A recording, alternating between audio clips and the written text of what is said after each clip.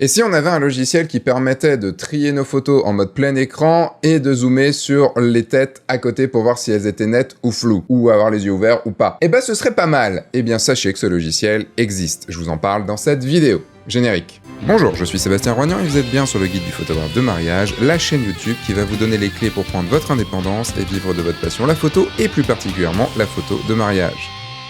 Ça faisait quelques semaines que j'avais envie de vous parler d'un logiciel là que j'utilise pour trier mes photos. Juste avant, je prends 10 secondes pour vous parler du mail du guide du photographe de mariage dans lequel je vous envoie des anecdotes, que j'envoie des informations, des conseils, de l'expérience, des astuces, tout plein de trucs pour vendre vos mariages, pour faire des bonnes photos, pour mettre à l'aise vos couples. Tout ça, donc c'est par ici, vous avez le lien qui est ici. C'est un mail que vous recevez 2 à 3 fois par semaine avec même des touches d'humour dedans et des coups de gueule. C'est du contenu original qui va vous plaire, qui va prendre 1 à 2 minutes à lire maximum et je vous en parle dans la fin de cette vidéo. Dans cette vidéo, je voulais vous parler de Narrative Select. C'est un logiciel dont j'ai entendu parler sur mon Discord de la formation Le Grand Saut. Le monde ne jurait que par photo mécanique pendant très longtemps, depuis des années et des années et des années. Moi, j'ai toujours trié sur Lightroom, surtout depuis que Lightroom a l'option dans l'importation de ne pas faire d'aperçu et d'utiliser l'aperçu qui est déjà intégré dans le fichier RAW. C'est l'aperçu annexe incorporé. Et bien, en fait, ça allait vite. Je vois pas pourquoi j'utiliserais un autre logiciel, je sortirais de Lightroom si au final ça allait vite. Lightroom devient quand même de plus en plus une usine à gaz, j'ai beau avoir un très bon ordinateur, je trouve assez lent, et le problème n'est pas la création des aperçus, le problème est le passage d'une photo à l'autre. Et donc l'année dernière, j'ai pris photo mécanique. Après, photo mécanique m'a servi juste à trier, et je voyais pas forcément, à part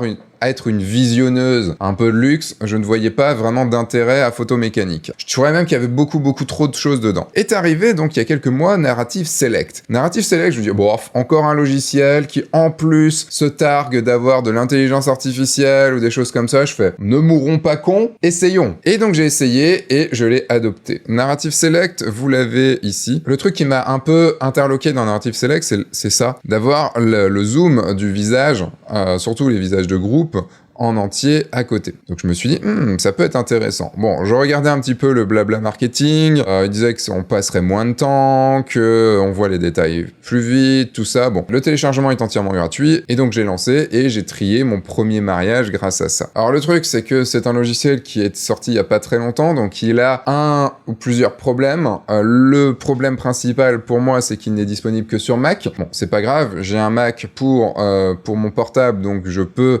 l'utiliser, mais je suis sur PC en ordi fixe, donc je ne peux pas trier sur mon ordi fixe si j'utilise Narrative, ce qui est un peu dommage, donc il faut que je fasse un lien. Il est aussi que en anglais, c'est pas compliqué, je vais vous expliquer, c'est vraiment pas compliqué du tout, et on peut voir tous les raccourcis, mais on peut pas les changer. Il y a plein de petits trucs qui sont un petit peu relous, quoique vous me direz sur Lightroom, on peut toujours pas non plus changer les raccourcis clavier. Le logiciel est simple et vraiment très facile à prendre en main. Comme sur Lightroom avec les catalogues, je vais créer ici un projet. Alors là, en plus, vous pouvez voir, j'ai déjà créé plusieurs projets, et vous pouvez créer 6 projets par mois gratuitement avec les options avancées. Et les options avancées, c'est le zoom sur les visages, le focus et eye assessment, donc c'est en gros, vous allez voir, c'est un petit aperçu qui nous montre à quel point c'est bien net et à quel point l'œil est ouvert. Bref, je n'ai droit qu'à 6 projets par mois, et je vais utiliser mon dernier projet de ce mois-ci pour vous montrer comment il marche. Sinon, vous pouvez l'acheter, c'est un abonnement, et c'est $150 par an, ce qui est quand même une somme. C'est à peu près le même prix qu'un Lightroom Photoshop. Mais bon, il y a le côté gratuit qui peut franchement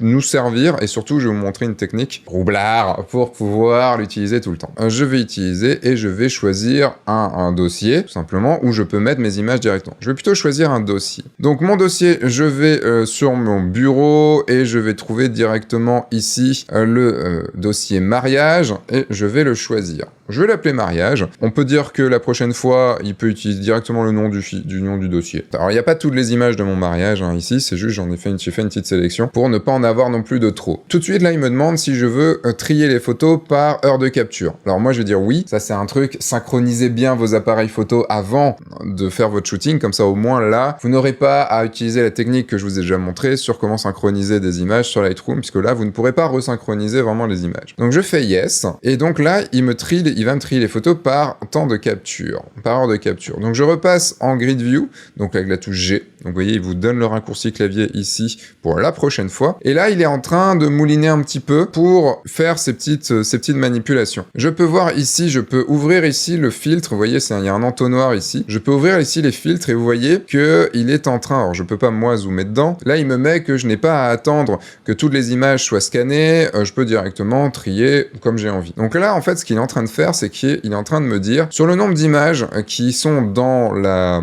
Donc j'ai à peu près, non, j'ai donc 1009 images. Sur les 1009 images, il va trouver celles qui sont moyennement intéressantes. Ah oui, c'est ça, le image assessment. Donc en gros, il va juger si l'image est moyennement intéressante ou si elle est complètement loupée, s'il y a en gros un gros warning dessus, s'il y a en gros, il est en train de se dire ouais, non, là, je pense que t'as abusé. Je vais pas vous dire qu'il a raison, puisque dans mon tri final, je garde souvent des photos qui sont modérément choisies ou pas du tout choisies. Il va juger en fait sur l'ouverture des yeux et sur la netteté de l'image. Donc je laisse mouliner. Je fais une petite coupure dans cette vidéo de 10 secondes pour vous reparler du mail. Ce mail, vous le recevez 2 à 3 fois par semaine. C'est le mail du guide du photographe de mariage dans lequel je vous envoie plein d'informations, plein d'expériences, plein d'anecdotes, plein d'humour, vraiment du gros contenu. C'est par ici ou dans la description, il y a toutes les infos sur la page sur laquelle vous allez arriver. Voilà, maintenant je reprends le cours normal de cette vidéo. Juste entre-temps, eh ben, vous avez ici la grille, vous avez ici la loupe, donc là ça prend un petit peu de temps parce que il mouline en même temps. Bah, sur la loupe, c'est assez facile, hein. Vous pouvez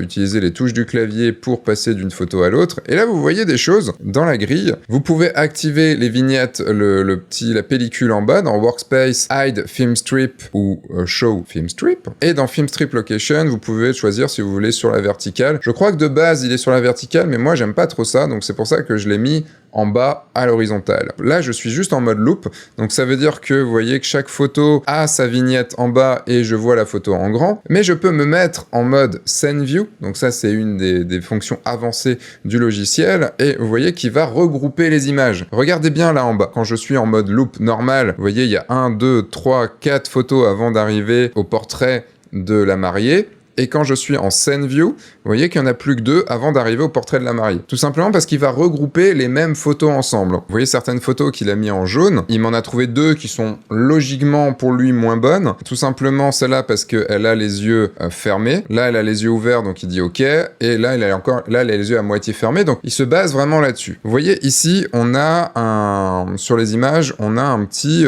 logo avec un rond et un trait en dessous. En gros, ça veut dire, est-ce que l'œil est ouvert, à quel point l'œil est ouvert et à quel point le focus il est bon ou pas. Là, plus on est vert, plus l'œil est ouvert, plus on est rouge, plus l'œil est fermé. Plus la barre du dessous est verte et la note est haute, plus l'endroit est focus, donc plus l'endroit est net, et forcément, plus elle est rouge et plus la note est basse, plus le focus est nul. Donc là, on peut voir que mon focus est en effet pas bon. Je pourrais aller sur une autre image. Là, il me dit que la première est bonne, et vous voyez ici, les yeux sont grands ouverts, et on a un bon focus. Alors juste un truc, vous voyez les photos en noir et blanc? C'était normal, moi je prévisualise toujours mes photos en noir et blanc sur mon boîtier. C'est pour ça, en fait, là, il lit bien le petit JPEG qui est à l'intérieur du fichier RAW. Un fichier RAW ne peut pas être lu comme ça, votre appareil photo ne lit pas de fichier RAW, il lit le JPEG qui est intégré, donc l'aperçu qui est intégré à votre fichier RAW. Ici, je passe en mode grille, et vous voyez, donc là, par exemple, j'ai 7 photos qui se ressemblent. Ici, j'en ai 3, là, j'en ai 18 qui se ressemblent, donc c'est normal, je suis resté un petit peu de temps à ce moment-là, et on peut voir, là, il me dit que le focus est pas du tout bon, que les yeux sont pas ouverts. Là, j'ai mon focus qui est bon, et les yeux sont ouverts. Là, les yeux sont pas ouverts, mais mon focus est bon, mais il me dit pas que ma photo est merdique, tout simplement parce que des fois, c'est bien aussi que je pense que les yeux soient fermés. On n'est pas obligé d'avoir toujours les yeux ouverts. Et si je zoome dessus, on peut voir que mon focus est bon, que ils sont cool tous les deux, il y a un graphisme sympa et tout. Mais ce que je voulais vous montrer surtout, une option qui est méga importante pour moi, ce sont sur les photos de groupe. Parce que dans la partie photos de groupe, vous voyez par exemple là j'ai 7 images, et c'est là où c'est important, parce qu'il va pouvoir déjà me dire s'il y a une photo qui est meilleure qu'une autre. Par exemple là j'ai un autre groupe, et là vous voyez qu'il me dit que il y a quand même déjà des photos où il se dit celle-là c'est sûr que c'est pas bon, celle-là c'est sûr que c'est pas bon. Et pourquoi? Là parce que ici le marié il a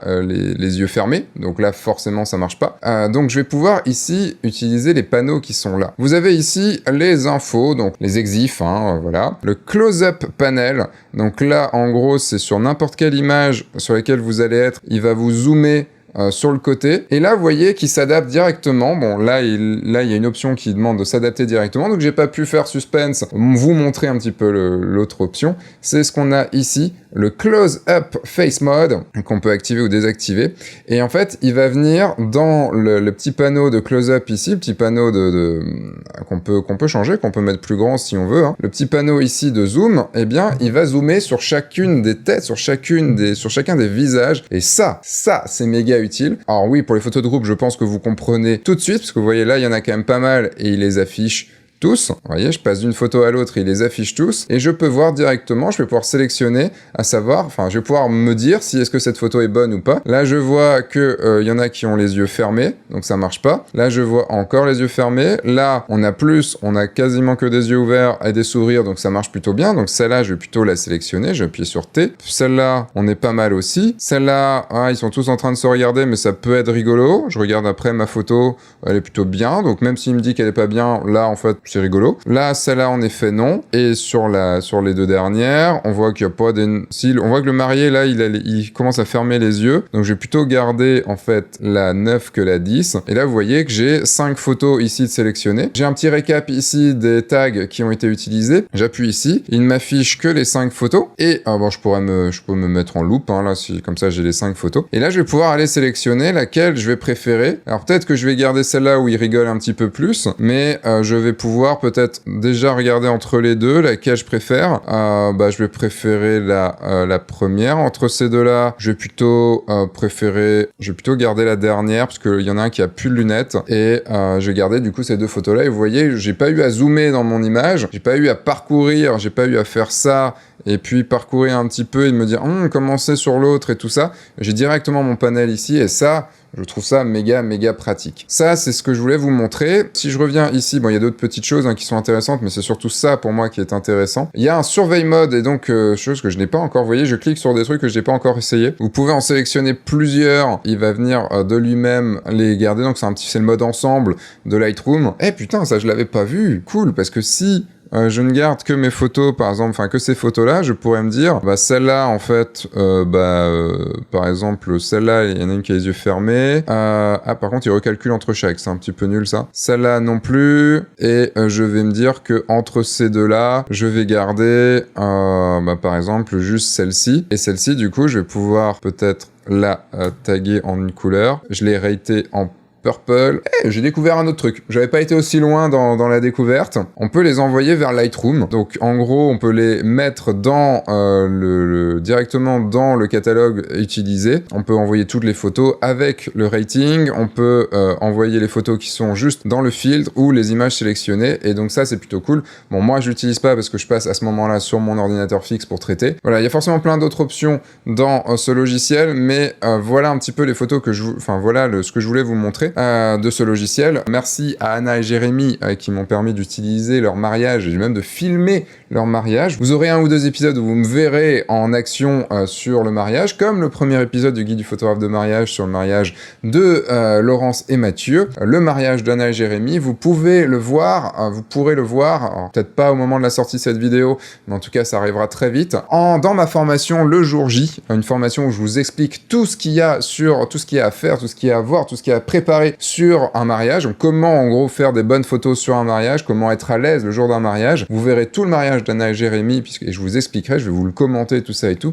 Et les photos que vous voyez, je vais les utiliser aussi pour une future formation qui arrivera, je sais pas si elle sera déjà sortie quand cette vidéo sortira ou pas. Ce sont les joies d'enregistrer un petit peu avant, où je vais utiliser ce mariage pour vous expliquer comment trier et traiter un mariage. Je vous ai dit juste un truc, je vous ai dit quand même au début comment utiliser ce logiciel gratuitement un petit peu tout le temps. Donc imaginons que ce mariage-là, vous l'avez traité, c'est bon, il est envoyé. Vous dites bon j'ai plus de nouveaux projets. Ici, si je crée en fait un nouveau projet, il va me dire que j'en ai plus et que je vais devoir attendre le mois prochain pour pouvoir utiliser le logiciel. Que nenni. Si j'ai terminé mon projet ici, donc par exemple que je n'ai plus de photos dedans, pour ce faire, je vais aller juste ici changer le nom de mon dossier.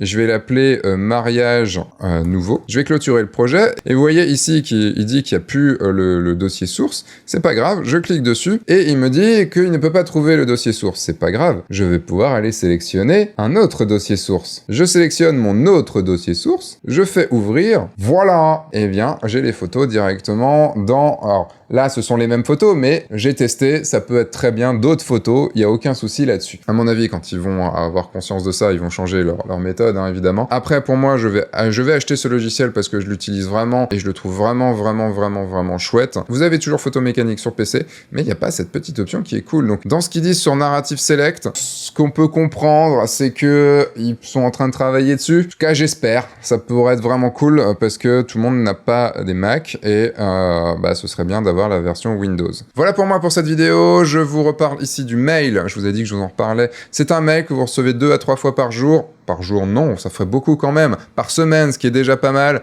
Mardi, jeudi et des fois le vendredi. En tout cas, ce sont des mails de 1 à 2 minutes à lire, à bien structurer, plutôt rigolo, plutôt avec beaucoup d'informations dedans, avec des gifs qui sont cool en plus dessus. On peut avoir des défauts, moi j'aime bien les gifs. Donc dans ce mail, je vous donne plein d'informations, des coups de gueule, des réflexions, des astuces, des choses qui vont vous aider dans votre vie de photographe de mariage. Ce ne sont pas des mails de vente, ce sont des mails avec des informations dedans, et puis de toute façon vous pouvez vous désabonner quand vous voulez si vous le souhaitez. Le lien est là-bas. Vous recevez d'abord un mail de validation, puis après vous recevez le prochain mail qui arrive. Tous les mails qui sont déjà passés, ils sont déjà passés. Voilà pour moi, je vous dis à dans pas longtemps pour une nouvelle vidéo ou un nouveau podcast sur le guide du photographe de mariage. Entre temps, sortez, faites des photos, amusez-vous et surtout, signez des mariages.